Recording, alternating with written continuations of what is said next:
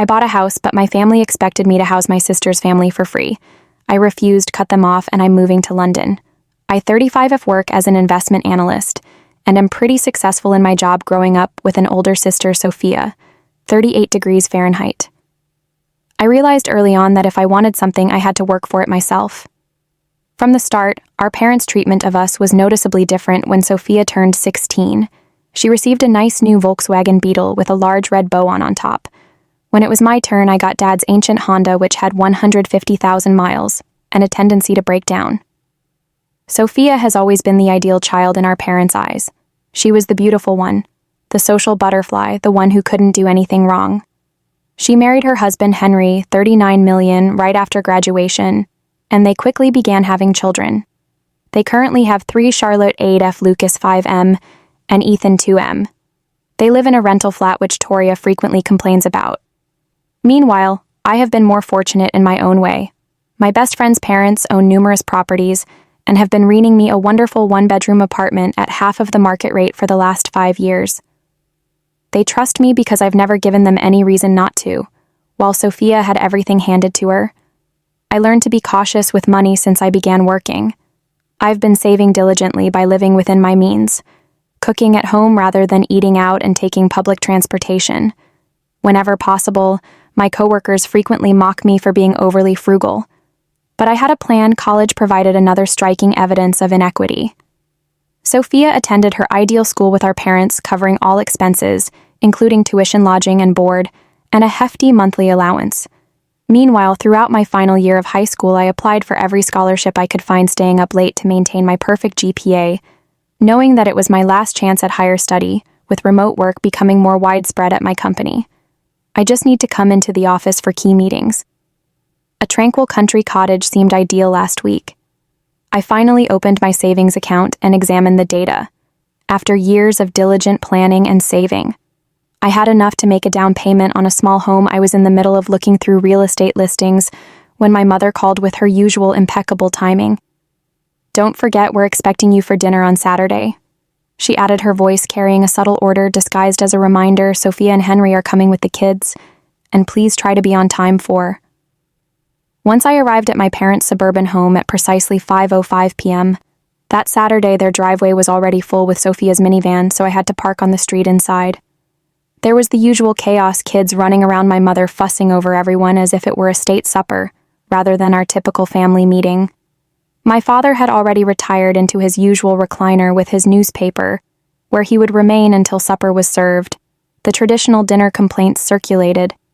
Henry complains about his demanding supervisor and difficult project deadlines.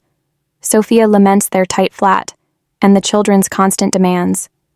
Dad expressed concerns about the economy and gas prices. Mom frequently adds to the commotion by commenting on everyone's eating habits and portion amounts. During these evenings, I mastered the art of mental escape. I took advantage of the hubbub by checking my phone under the table and scrolling through a lovely small home I had discovered: 2 bedrooms, a large kitchen, and a stunning garden. The pricing was within my budget. The listing images depicted a beautiful wraparound porch, ideal for a set of rocking chairs. The prospect of sitting there with my morning coffee made me happy. "What's so interesting on that phone? You barely touched your food." Mom's piercing voice broke through the background commotion. Her hawk-like eyes never skipped a beat. Despite the commotion, I could have made something up about work, but perhaps the warmth of the fantasy still lingering in my head compelled me to be honest. "Actually, I'm looking at houses. I'm thinking about buying one. Soon." The silence that followed was terrible. You could hear the ice cubes settling in the water cups. Even the children realized something had changed. Charlotte paused in the middle of a conversation about her school performance. Lucas halted, fork halfway to his mouth.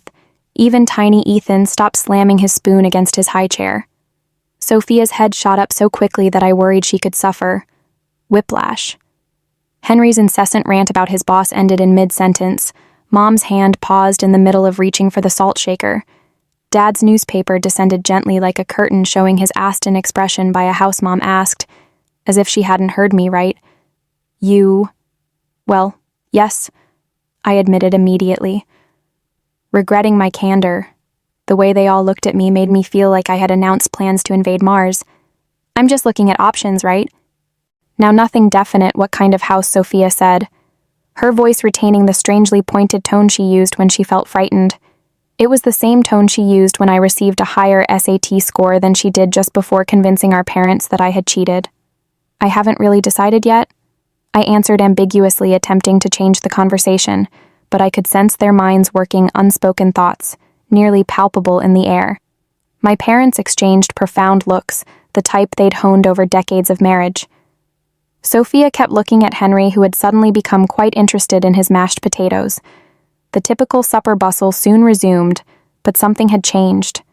The talk felt forced, as if players had forgotten their lines and were desperately trying to finish the show. Even the children appeared to pick up on the stress, and their usual loud demeanor subsided a week later. My phone began to vibrate with Mom's calls during an important Zoom conference after her third effort. I called back during my lunch break, expecting an emergency. Finally, Mom said, her voice practically trembling, from Theodore. "I found the perfect house for you, Martha," from church informed her of a listing in her neighborhood. "It's absolutely ideal." I sat down my half-eaten lunch, immediately felt a headache forming. Mom, I haven't even asked for help finding a house, but she was now in full stride and unable to halt it. "Has 5 bedrooms, no 6. The master bedroom is huge, and there are these adorable children's rooms with built-in closets." I blinked. "Oh, and the backyard. There's already a playground installed, can you believe it, and the location is just perfect. Walking distance to St. Mary's Elementary School and the public library." I stroked my temples, trying to remain cool. "Mom, I appreciate you thinking of me, but that's not what I'm looking for at all.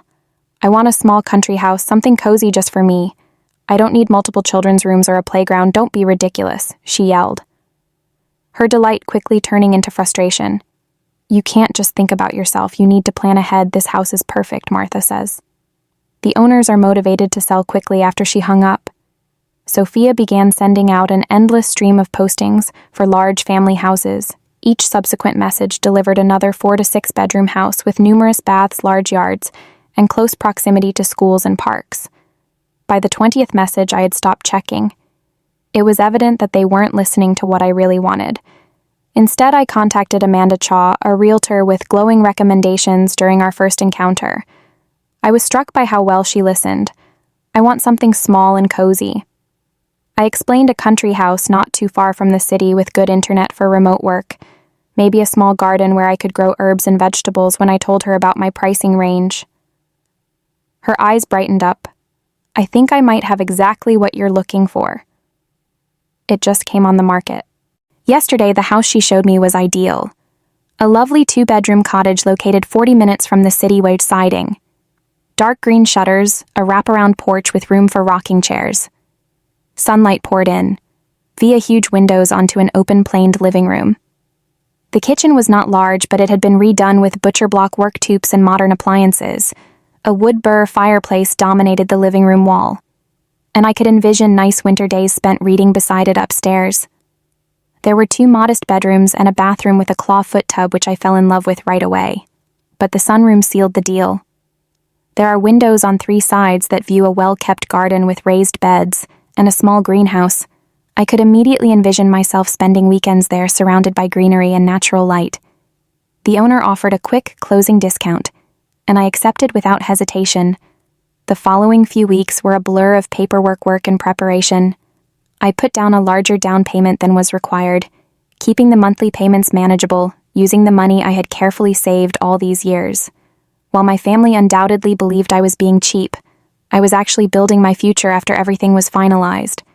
I planned to announce the news at the next family dinner. Mom had just started discussing another house. "Barbara next door is selling. She'll give us—" "I mean you a good price, actually," I interrupted, unable to suppress my Theodore. Despite their past attempts to sway my decision, I've already bought a house. The hush was absolute. Even Charlotte, who is normally unstoppable, paused in mid-motion.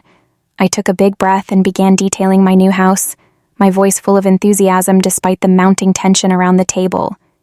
"It's this beautiful cottage about 40 minutes outside the city. 2 bedrooms, the most amazing sunroom, and there's even a small greenhouse in the backyard. The previous owner had these gorgeous raised garden beds." My father's fist hit the table with such power that the water glasses jumped. "Are you out of your mind?" he exclaimed. I had never seen him that angry before. Ethan burst into tears as he heard the startling boom. "How dare you buy a house without consulting us first?" My mother's cheeks had turned an alarming red after all those perfect family homes we found. "Why would I need to consult you about buying my own house with my own money?" I inquired, feeling as if I had wandered into some strange parallel dimension because we had it all planned out. Mom practically screamed. "Barbara's house would have been perfect right here in the neighborhood. Plenty of room for everyone." "Room for everyone?" I asked, slowly growing confused. "It's just going to be me living there." The hush that ensued was deafening. Mom and Dad exchanged glances as Sophia sat there with an unusually serene demeanor. Henry was suddenly quite interested in his plate, actually. Mom explained in a tone that made my blood run cold. "The plan was for Sophia, Henry, and the kids to live there with you." I waited for the punchline. It didn't arrive. Sophia nodded as if everything was totally normal. "We so cramped in that apartment. Your house would give us all the space we need. And since we wouldn't have to pay rent or utilities, we could finally start saving money." I gazed about at their dead serious expressions. Dad's severe condemnation, Mom's righteous rage, Sophia's entitled expectation. Henry's awkward avoidance. Years of memories flowed back every time Sophia got what she wanted, while I worked twice as hard for half the pay. Every time my successes were ignored, while her slightest achievements were praised. "You all just assumed I would buy a house for Sophia's family to live in." Well, of course, Mom threw out her hands as if I was being intentionally cryptic. "That's what family does. This isn't helping. This is expecting me to house 5 people without even asking me. You're being selfish." Sophia shouted, her cool demeanor breaking. "The kids have to share rooms. Ethan's crib is in our bedroom. It's not fair to them. You need to cancel this ridiculous purchase immediately." Mom commanded, her voice harsh with the control she had exercised over me for 35 years. "Barbara's house is perfect. Right in the neighborhood. No." I stood up, scraping my chair against the floor. The word came out stronger than I expected. Bearing the weight of decades of pent-up rage, chaos erupted. Mom jumped up and waved her arms. Dad's voice roared. The children started crying. "But wake be so cramped." Sophia moaned like, if I hadn't said anything. "Charlotte has ballet. Lucas has soccer. You're not going to be cramped anywhere because you're not living in my house," I said calmly. "None of you are ever. Is that clear enough for you?" They stared at me as if I had a second head. The entitled shock on their faces was nearly amusing. "How can you be so cruel to your own sister?" Mom asked, clutching her pearls and her voice shaking with wrath. I grabbed my handbag and walked towards the door, their shouts rising behind me in a cacophony of demands and accusations. I couldn't hear another word. I got in my car and drove home in a haze, their entitled expectations still echoing in my ears. Update 1. The aggressive knocking on my flat door began as I was packing the kitchen. The coffee mug I was wrapped in newspaper slid from my grasp but landed safely on a mound of packing paper. "Open this door right now." My father's voice rang through the wood. "We know you're in there." I froze, bubble wrap still in my fingers. More thumping ensued. "Go away," I yelled back. "I'm not discussing this anymore. Don't you dare talk to us like that." Dad's fist caused the door to rattle in its frame. "We raised you better than this." My hands trembled as I took up the phone. "If you don't leave right now, I'm calling the police. I mean it." I pulled up the keypad and purposefully pushed digits, ensuring that they could hear the beeping. "I'm dialing right now." Dad's curse was broken by Mom's sudden intake of air. "We're leaving." Mom's voice had become as icy as ice. "But this isn't over. You're making a terrible mistake." I slid down against the wall, my heart thumping after hearing their footsteps disappear down the corridor. An hour later, Sophia sent the first message, which included a photo of Charlotte and Lucas, squished together on their shared bunk bed. "Look how little space they have." The caption stated, "Charlotte can't even have a desk for homework." When I didn't answer, another photo appeared, Ethan's crib squeezed into the corner of Sophia and Henry's room. "He wakes up every time we come to bed. This isn't fair to him." As I continued to ignore her, Sophia's communications became increasingly hostile. They began arriving at all hours, 2 a.m., 4 a.m., and 6 a.m. "You always were Dad's least favorite. Mom cries herself to sleep because of you. I hope you're happy all alone in that big house while your nieces and nephews suffer." I blocked her phone number, then her Facebook, then her Instagram. but she kept finding new ways to contact me, setting up new accounts using Henry's phone, and even inventing false email addresses. The phone calls began to come from different directions. First, there was Aunt Marie, sweetie. I just heard what's happening with your sister. Surely you can find it in your heart to help family. Uncle Bob was next, kid. You need to think about what really matters here. Family comes first. Susan is my mother's dearest friend. Your mother is devastated. How could you do this to your own family? Even my former high school teacher, Mrs. Peterson, whom my mother still saw at church. I always thought you were such a kind student. I'm so disappointed to hear about this situation with your sister.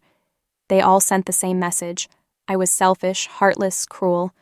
I should give up my home, my goals, and my independence to help Sophia. None of them seemed to wonder why Sophia's living predicament was my concern, after 2 weeks of incessant pestering. I'd had it. I went to my cell carrier and changed my phone number, giving it solely to my employer, and a few trustworthy pals who had not chosen sides in this fiasco moving day was blissfully quiet. I chose a moving firm I'd never used before, ensuring that my relatives couldn't track my address using common local services. The movers worked quickly and professionally, and by dusk I was standing in my new living room surrounded by boxes and possibilities. That first night at my cottage, I sat on my veranda with a cup of tea, listening to the crickets and watching the stars appear. There's no traffic noise, no sirens, there's no family turmoil, just peace. I felt something inside me suddenly relax. A tightness I hadn't realized I'd been lugging around for years. I occasionally check their social media updates. Sophia posts passive-aggressive status messages about family betrayal and selfish siblings' moms, barely veiled posts about ungrateful children and family obligations. Relatives and family friends made comments, everyone taking sides without understanding the whole tale. But here's the thing. None of it concerns me anymore. Their comments can't reach me in my new refuge. I turned the second bedroom into a home office, positioning my monitors to face the window, so I can watch birds visit the feeder. I erected the previous owner's raised garden beds, are currently overflowing with herbs and vegetables. My first try at gardening was surprisingly successful for the first time in my life. I am living fully on my own terms, and it feels really liberated. Update 2. Something unexpected occurred today. Remember the large investment project I've been working on remotely from my new home? It paid out hugely. My manager summoned me to a virtual meeting to inform me that I had not only received a significant bonus, but was also being considered for a director job. My new environment's quiet and focus had enabled me to excel at work in ways I had never believed possible, without regular family interruptions and emotional exhaustion. I found myself proposing new ideas and taking on leadership roles naturally. This triumph, however, resulted in an interesting development. Sophia's apartment complex was sold to a developer who intends to transform it into luxury condominiums. All tenants received eviction notifications with a 60-day notice to vacate. I learned from family members that Sophia and Henry were having difficulty finding a new place that fit their budget. The timing could not have been better. My promotion comes with a large salary boost, and I chose to utilize my bonus to make down payment on a lovely holiday home in the mountains. It's essentially an investment as property values in that neighborhood have skyrocketed to today. I received a well-phrased email from Henry, not Sophia. Interestingly enough, he described their predicament and asked if I would like to negotiate housing arrangements again. The old me may have felt guilty despite everything I could have considered helping, but I simply gave them some local apartment listings that fit their budget and wished them luck in their quest. Mom took a different approach. She showed up in my workplace building. I suppose she got the address from LinkedIn, with tears in her eyes. She described how she and her father were SUing with their retirement money, and had always relied on the family sticking together to help each other in their golden years. I listened politely. Then I stated that my financial advisor had advised against combining family and financial commitments. Her face turned a familiar shade of red, but this time in the professional setting of my company lobby, she couldn't cause a fuss. The family's social media campaign has taken a unique turn. They are now writing about wealthy people who have lost touch with their roots, as well as stories on toxic individualism and modern society. My aunt even wrote a lengthy Facebook post about how money can transform people, to which hundreds of people responded sympathetically, but they are unaware that my accomplishment has drawn the attention of headhunters. Several famous firms, including one in Europe, have expressed interest in hiring me. The idea of putting an ocean between myself and this drama is getting more enticing. Meanwhile, my new greenhouse is flourishing. I've started growing exotic orchids, which are delicate and require time and attention to detail, similar to creating a job or limits. I'm discovering that the most satisfying experiences in life require time and effort to cultivate. I joined a local gardening group, which has become a fantastic source of camaraderie. These people have no idea about my family issues. They just know me as the woman who brings homegrown herbs to meetings and asks in-depth questions about soil pH. It's refreshing to be judged entirely on who I am, rather than my willingness to give up my life for the sake of others. Convenience yesterday. I held my first dinner party in my new house. Colleagues, gardening friends, and neighbors gathered at my dining table to share wonderful food and conversation. No one asked anything from me except possibly the recipe for my herb-crusted salmon. The evening was filled with laughter, intelligent conversation, and mutual respect. All of the things that family gatherings should be, but never are, as I watched my visitors have fun on the porch and fireflies dance in the yard beyond. I realized something important. I haven't simply purchased a house. I've built a life that is totally my own. Free of the burden of others' expectations and entitlements, allow them to submit their passive-aggressive messages. Let them discuss family duty and obligation. I'm too busy thriving to worry. Update 3. The last elements of my win fell into place today. Sophia and Henry were unable to acquire a new apartment. Their credit check found some alarming findings. They're currently temporarily residing with our parents, with all 3 kids squeezed into the guest room. Meanwhile, I received an official offer for the director post in our London office. The remuneration package is outstanding, including a lovely company provided flat in Kensington, when I announced my acceptance on LinkedIn. Professional congrats flooded, and the contrast between my colleagues' sincere support and my family's harsh silence was startling. The most rewarding moment was when Dad called. His voice lacked the usual authority. He began by casually asking about this London foolishness, but it soon became evident why he was calling the recent market slump has significantly reduced their retiree savings. They'd reportedly planned to sell their home and move in with Sophia's family in the house they anticipated me to buy. We always assumed we'd all be together. He added, his voice unusually shaky. Your mother and I aren't getting any younger. I stayed professional and detached, offering a great financial advisor. I know she specializes in retirement planning for seniors. I'll email you her contact information. My family is unaware that I have already made arrangements to manage my mountain home as a premium vacation rental. The predicted income is impressive, more than enough to pay Sophia's whole monthly rent, strangely, but it is not information I intend to convey today. I held a farewell garden party for my local friends. The greenhouse was in full flower, with orchids providing a beautiful backdrop as I watched my visitors have fun. Someone commented on how much I've changed since moving here, how I appear more confident and at ease later that evening. While packing for London, I discovered an old photo album. There was a photo of teenage Sophia receiving her brand new Volkswagen, and I was standing in the background next to Dad's ancient Honda. The recollection no longer stings. Instead, it makes me realize how far I've come. I am retaining my rustic cottage. It will be my getaway. When I visit the United States, the garden will be maintained by a nice retired couple from my gardening group, while the house will remain my sanctuary free of family strife. Tomorrow, I'll board a flight to London. My family does not yet know. They will find out when they see my social media posts from Hyde Park or along the Thames. Sophia will probably write about sisters who desert their families.